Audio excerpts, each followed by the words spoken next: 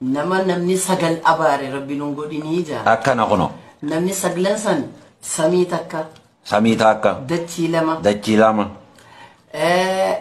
ibidda sadii haada afur haaduu shan dirree jaha galaana torba qorii saddeet marxoo sagal nama sagalan kun nama abaare rabbi nun godhinii jaan hiikaan dubbii tanaa gubbaarra hanga jalaatti maali hiikaan isaanii akkuma beekamu samii jechuun abbaadha.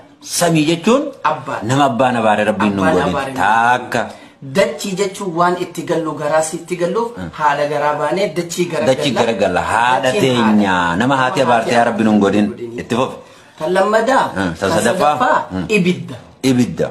Ibidda jechuun awliyaa rabbiiti. Bakka irraa dhawman hin beekan. Bilbila awliyaanis akka ibiddi bilbilaa fi oowwa qabutti laalaa rabbii qaba rabbii wali bilbila. Nama awliyaan dhooyte rabbiin nun godhin. Nama awliyaan rabbii abaarte. Nun godhin nama awliyaa rabbii abaarte nun godhin. Okay. Sadii jechuudha.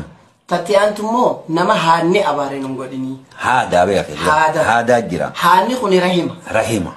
Nama rahimni abaare nun godhin jechuudha. Haaduu dhammasis. Laala haanni kun laala asirratti si deebisa. Haanni nama haanni